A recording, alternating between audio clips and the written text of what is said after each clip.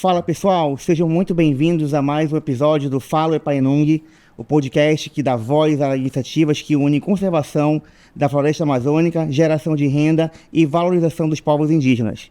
Este podcast é uma realização da Associação Sementes da Amazônia em parceria com a Petrobras por meio do programa Petrobras Socioambiental, que apoia projetos de impacto positivo para o meio ambiente e para as comunidades. O projeto aposta em estratégias como o manejo florestal não madeireiro, os sistemas agroflorestais, o fortalecimento da cadeia de sementes, a meliponicultura e a capacitação de produtores, coletores e artesãos locais. O nosso tema de hoje é fundamental para entender o sucesso da iniciativa como Epainung. O tema é: qual é o papel das instituições de ensino e pesquisa nos projetos de bioeconomia na Amazônia? E para falar sobre esse tema, recebemos hoje um convidado que entende do assunto como poucos, o engenheiro florestal André Luiz Alencar de Mendonça, mestre e doutor em ciências geodésicas, especialista em geotecnologia e atualmente diretor do Centro de Ciências do Ambiente da Universidade Federal do Amazonas. Para me acompanhar na condução desse bate-papo, recebo também o engenheiro florestal Israel Silva Júnior, coordenador-geral do projeto Epainung, que lidera a iniciativa a partir de uma visão técnica, social e profundamente conectada com aquele território. André, é um prazer te receber hoje aqui no Fala Epainung. Seja muito bem-vindo. Obrigado, Rodrigo. Obrigado, Israel. É muito legal estar aqui para a gente conversar sobre coisas que são tão atuais e tão importantes para a nossa Amazônia. Começa contando um pouco aí da tua história com as questões dos projetos, né? Me fala um pouco aí. André, quando falamos em bioeconomia da Amazônia, qual é o papel estratégico das universidades públicas nesse processo?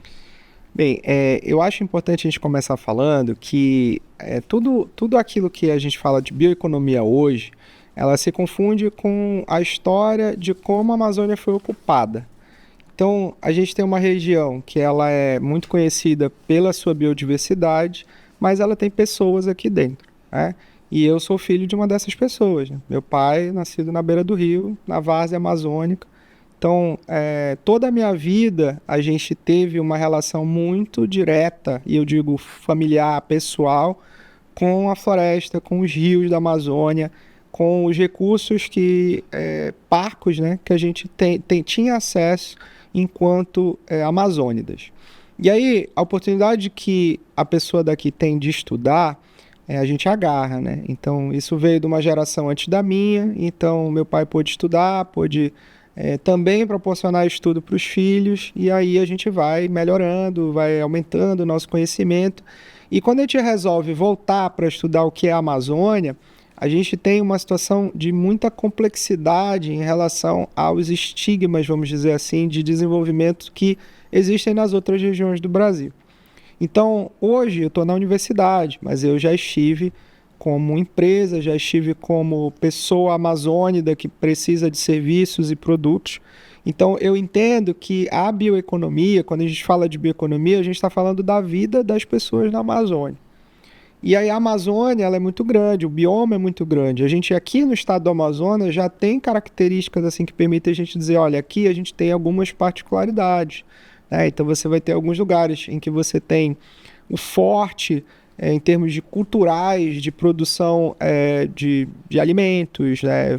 Coisas com frutas, essências. Em outros lugares você vai ter uma coisa mais forte com animais, com pecuária, com a própria agricultura familiar de subsistência que tem raízes indígenas, mas não só, né? Em outros lugares você vai ter culturas de roças, são roças pequenas, onde as pessoas estão trabalhando aquilo ali para a subsistência e a venda em centros urbanos. Então, assim, o Estado ele é bastante complexo do ponto de vista da sua estrutura, e as pessoas elas têm necessidades que são diferentes. Você vai ter comunidades que trabalham de um jeito, tem comunidades que não querem trabalhar daquele jeito. Então, assim, o processo do entendimento do que é a bioeconomia é você trabalhar com foco nas pessoas. E esse trabalho ele pode gerar produtos, ele pode gerar métodos, ele pode gerar iniciativas, mas a gente sempre tenta dar um enfoque da inovação. A gente quer fazer coisas novas na Amazônia. E aí a universidade, junto com os outros centros, institutos, organizações, tem um papel de, primeiro, treinar as pessoas, de levar para elas conhecimento acadêmico, científico, que seja articulável, pensado, utilizável aqui na região. E segundo, a parte de fazer a política. Política que eu digo é as ligações, né? Então você ter acesso ao chefe da comunidade, que tem acesso aos moradores da região, que tem acesso aos políticos que fazem as leis e levar todo mundo para discutir isso num espaço de tomada de decisão. Enfim, essa articulação toda, esse movimento de juntar os atores é um papel muito importante da universidade. Mas eu vejo que primariamente a gente precisa incentivar as pessoas a buscar conhecimento. E não adianta mais a gente ficar em modelos que já se provaram ineficientes ou a gente falar que modelos são certos para a Amazônia sem que eles tenham sido testados. Então, os projetos de bioeconomia, eles estão numa fase que eles precisam de ação, de prática. Então, a gente precisa incentivar esses projetos, não só como universidade. A universidade não tem muito recurso financeiro, a universidade tem mais o recurso do conhecimento, né? Então, lá no Centro de Ciências do Ambiente, onde eu estou agora, a gente busca levar essas pessoas que se conectam, seja o pessoal que faz pesquisa aplicada, seja quem está na ponta, que essas pessoas possam estar juntas para desenvolver soluções para problemas.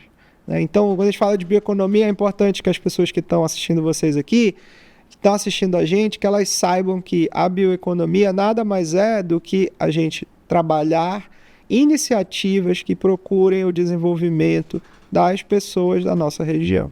Tá? Então, acho que todos esses pontos que eu elenquei e falei aqui, eles são parte do papel da universidade, mas não é sozinha. A universidade não tem como andar sozinha. Então, pega uma pessoa como Israel, que é engenheiro florestal, que está trabalhando nas sementes, né, e está trabalhando em projetos como startups. Primeiramente, ele foi formado na universidade.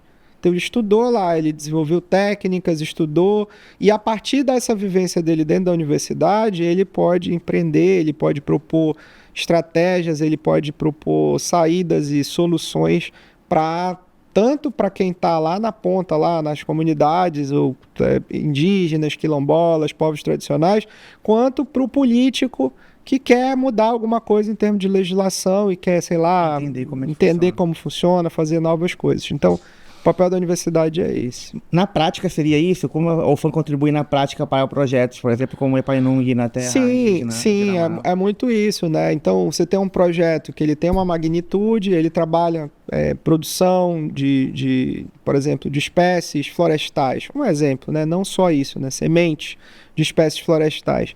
Então, a UFAM, ela tem um papel de ter lá um espaço, ter lá um laboratório onde o pessoal possa trazer sementes e falar assim, olha, aqui eu vou melhorar esse processo dessa produção dessa espécie amazônica. Então eu vou refinar aqui como que eu seleciono essas sementes para gerar árvores melhores, que crescem mais rápido. Então a UFAM tem o papel de manter um corpo de alunos, professores, técnicos, que possa desenvolver tanto atividades de ensino para treinar as pessoas, como pesquisa, na qual a gente consegue saber o que é melhor, o que é pior, o que é mais adaptável para a região.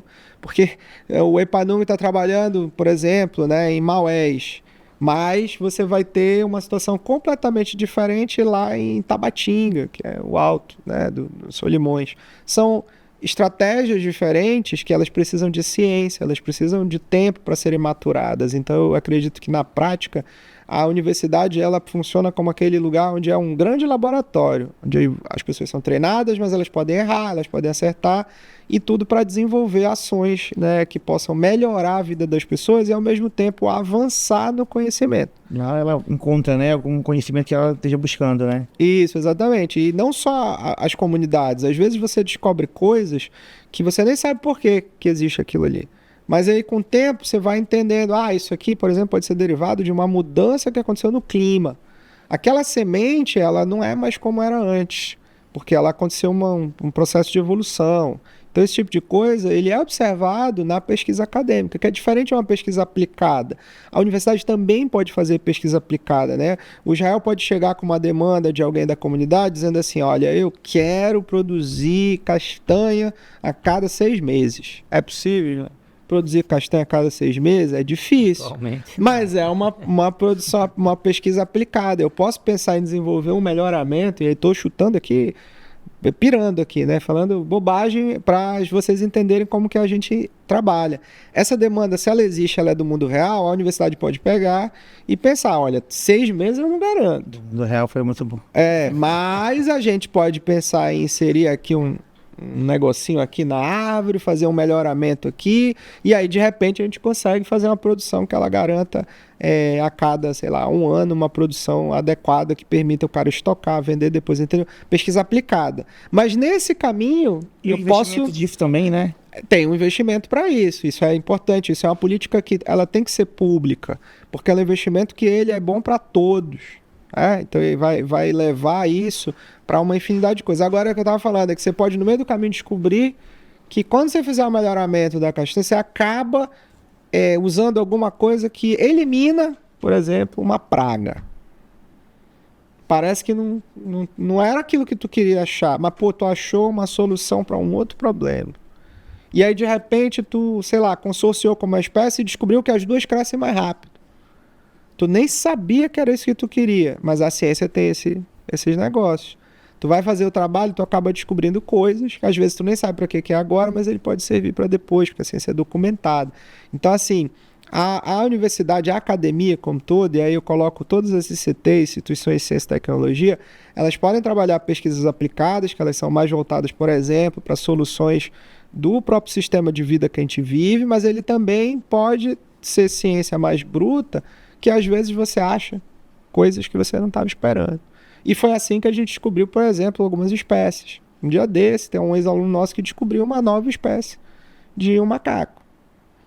E é tipo assim, ele não estava esperando, ele não estava pensando nisso, mas ele acabou indo lá numa pesquisa, não sei o que, achou, foi para viu que não tinha. Que local da Amazonas? Isso na região do Médio Solimões. Então, veja, tipo, coisas assim, sabe? E eu tô chutando longe assim, porque é importante que as pessoas saibam que o investimento, às vezes, ele não tem uma coisa tátil, né, factível, que tu vê ali, olha, esse investimento gerou isso. E essa é uma visão muito curta, muito pequena. Se você achar que o dinheiro investido em projetos, se ele não conseguiu fazer toda a comunidade ficar rica, não serviu para nada. Não é assim. Existe um pouco disso em cima da pesquisa, né? Não é assim, né? A gente pode ganhar em outras frentes. Por exemplo, qual é o valor da gente descobrir novas espécies dentro da Amazônia? De plantas, de fauna, de flora. É imensurável, pô. E resultado negativo dentro da pesquisa também é resultado, né? Também é resultado. É um caminho que tu não deve seguir, né? Também é resultado. Então, a universidade, ela faz pesquisa, mas a gente não pode esquecer que a universidade também faz o que a gente chama de extensão.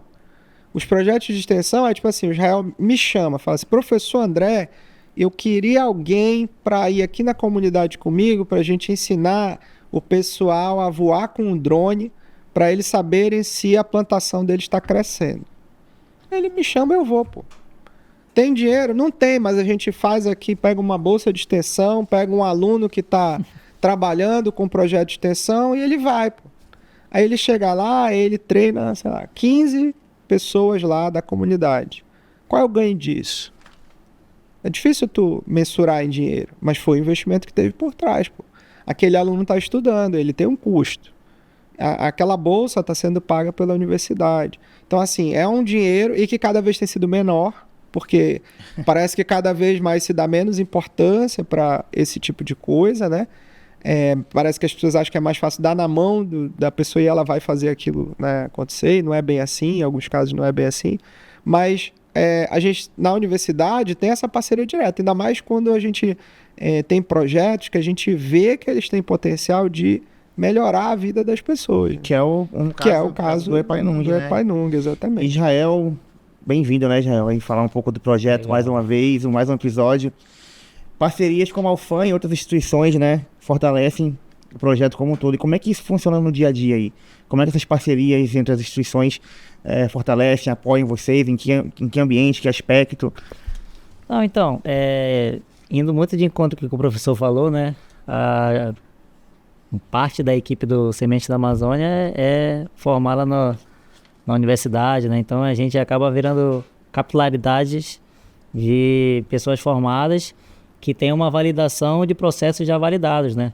Então, essa instituição vem mais para validar né? Como o exemplo que ele fala, ser um grande laboratório. Então é o peso dessas instituições no apoio a processos que a gente quer implementar, né? Então pode ser que se a gente trabalhasse sozinho, o caminho que a gente fosse tomar seria muito maior, né? Porque as instituições já vêm com experiências acumuladas de processos que já foram validados com eles. Então é reconhecer o espaço de cada um, né? Os centros de pesquisas para agregação de valor, que é o nosso principal foco, né? Fortalecimento de cadeias produtivas, para a gente que é muito novo, é reconhecer que já tem instituições que têm uma trajetória que podem agregar e muito na nossa trajetória, né? Então, a universidade, que é a nossa principal parceira, né? Institucional, ao contar da Petrobras, né? E a gente reconhece muito essas parcerias e vai aumentando os leques a partir do momento que a gente vai aprofundando a ideia de certos processos, né? No início, a gente vai com uma ideia que já foi para outras e a gente acaba criando metodologias ou processos, né? O professor já me deixou pouca fala, né? Porque ele fala muito do que acontece no meio da pesquisa. Sim, que é o que a gente aplica, né? Porque, querendo ou não, eu fiz a minha carreira acadêmica, que segui um pouco para a pesquisa, né? Então, alguns processos a gente planeja uma coisa e na hora de executar a gente não flui do jeito que a gente queria, né? Então, aprendizados que a gente entende que não acontecem, porque resultado negativo também é resultado de uma coisa que a gente não deve repetir e que a gente tem que pensar de melhores alternativas, e a universidade vem muito de contra disso, porque sei lá, né?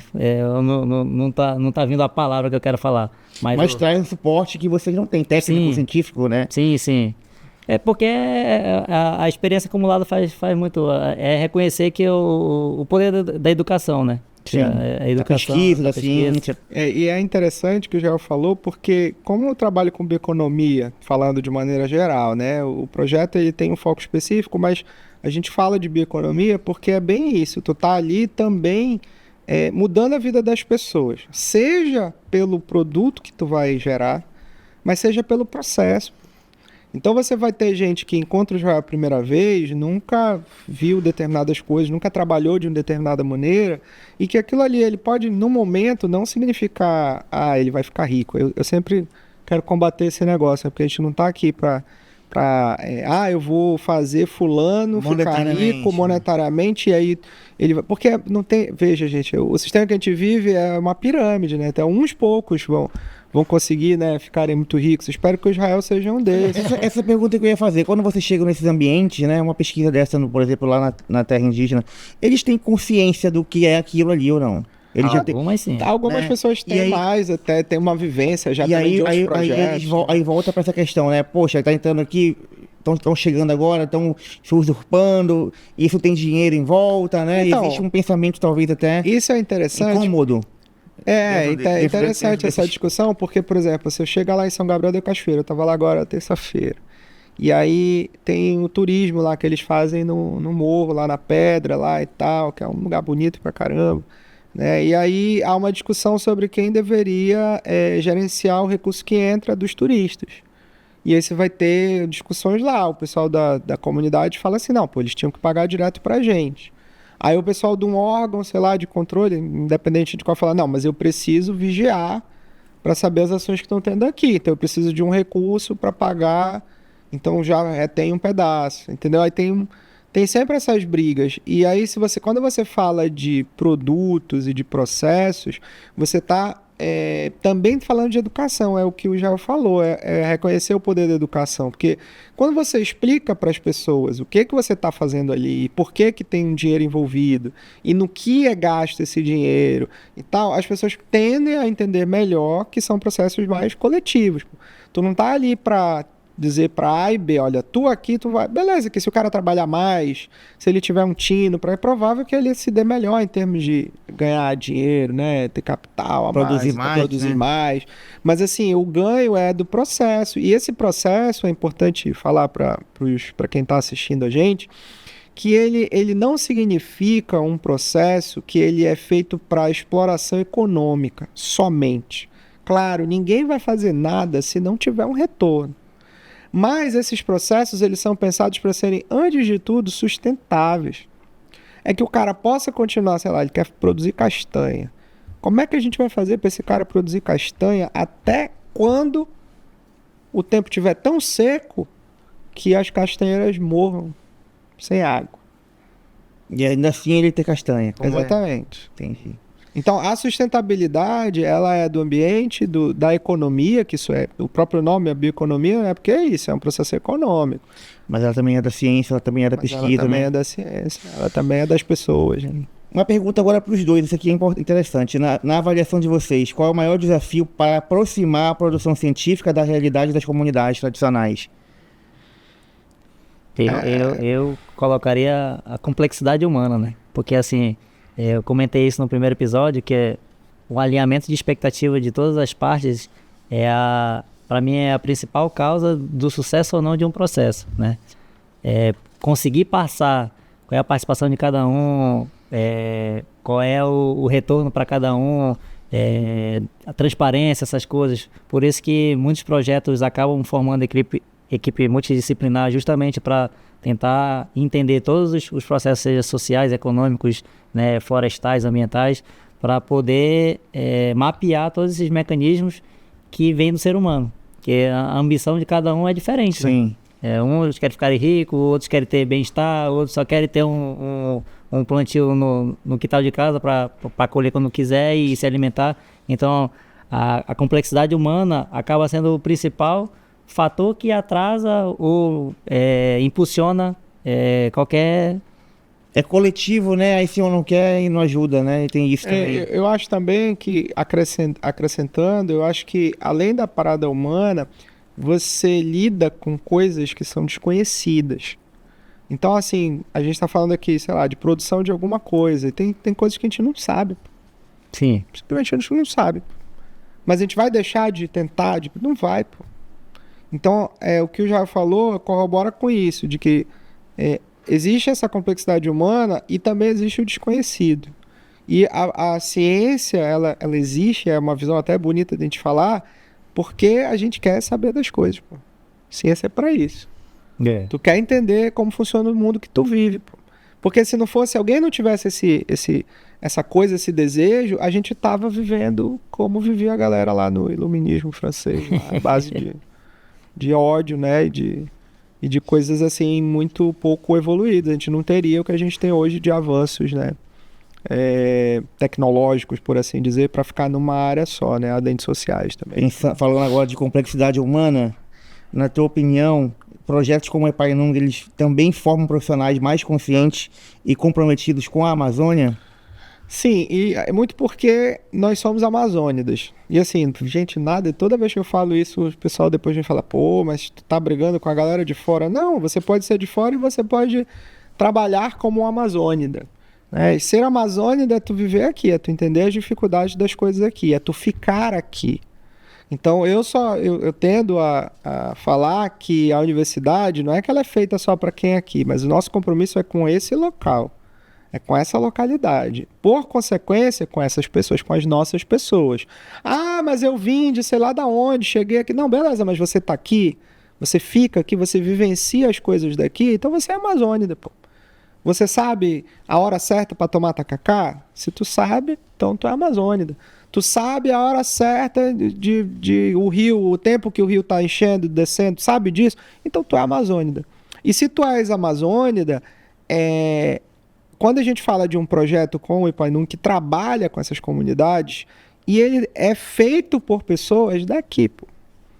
A gente tem uma base grande de alunos que são pessoas que nasceram no interior do estado, e que eles vêm com muito custo estudar na capital, e aí às vezes estuda nas unidades do interior da UFAM, da UEA, do IFAM, mas estuda, porque quer um futuro melhor, quer uma vida melhor para si, para os seus.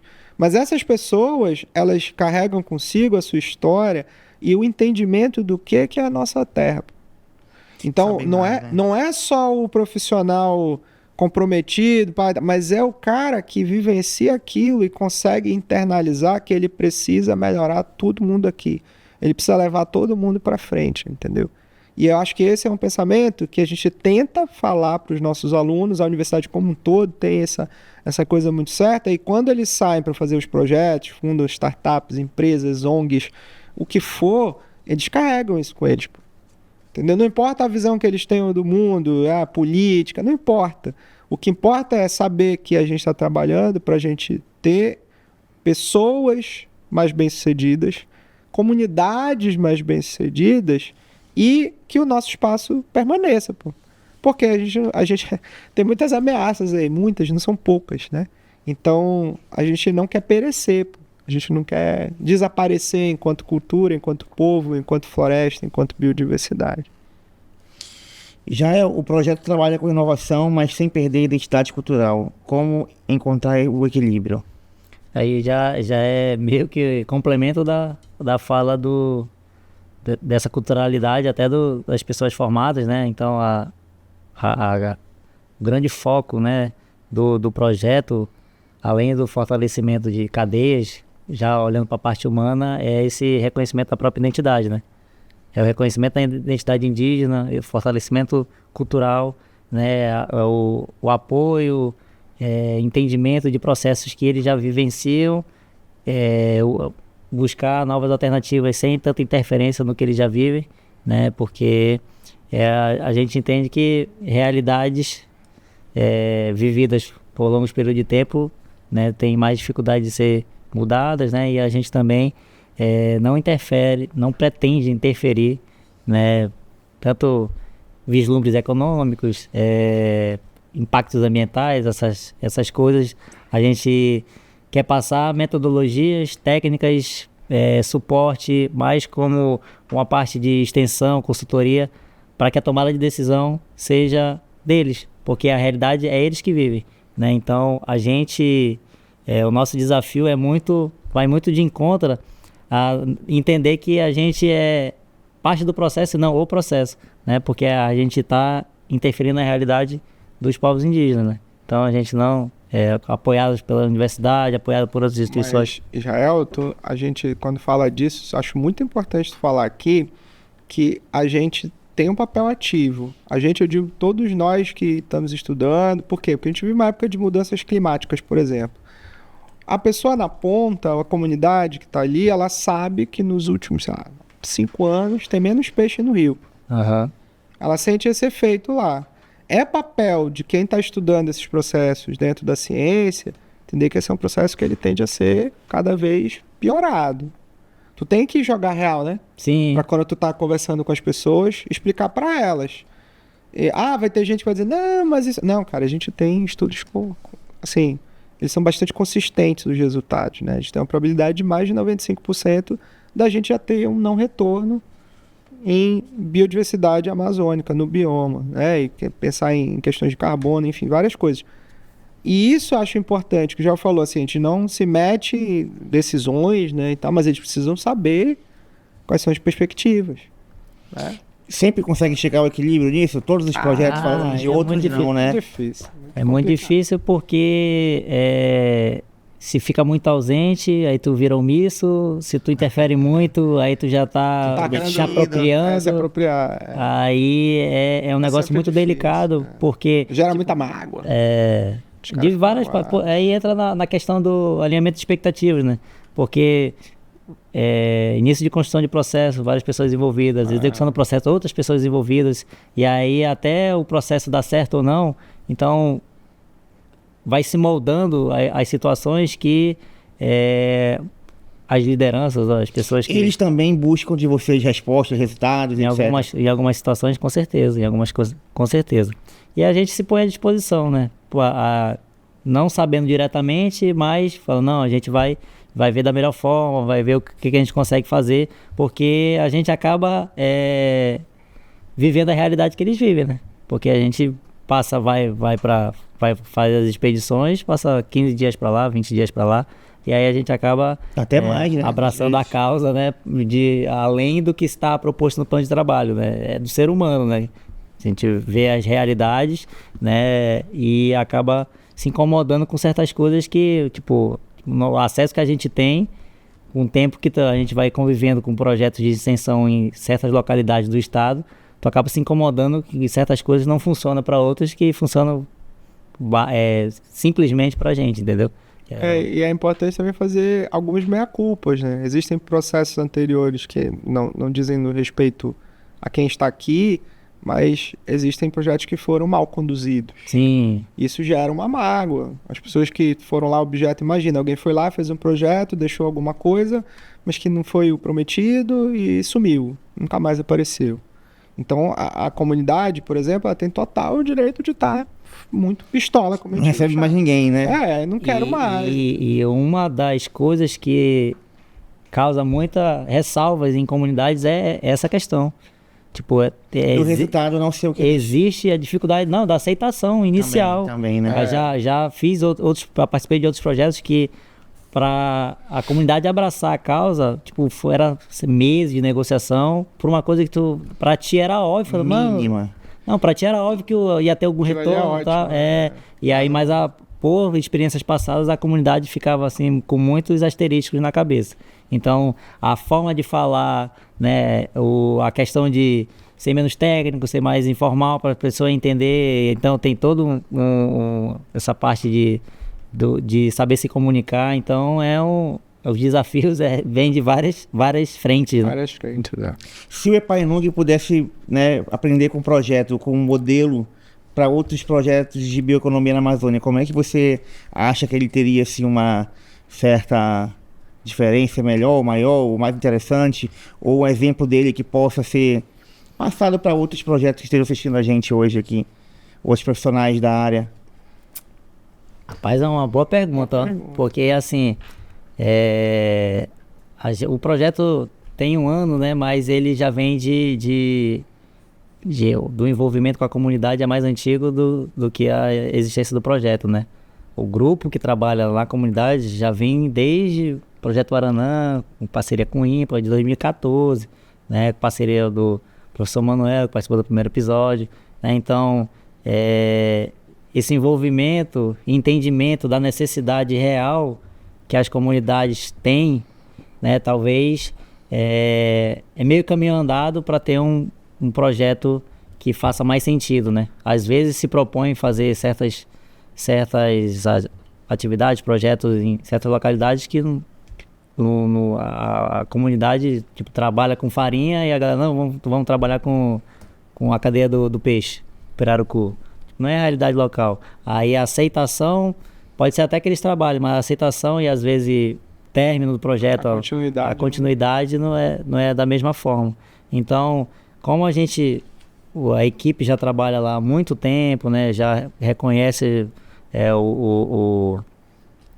as necessidades locais e entende quais as potencialidades, quais as lacunas, as fraquezas, já entende bastante as comunidades que trabalham, né? Então, acho que acaba sendo um diferencial do nosso projeto, os envolvimentos comunitários com as iniciativas que a gente trabalha, né?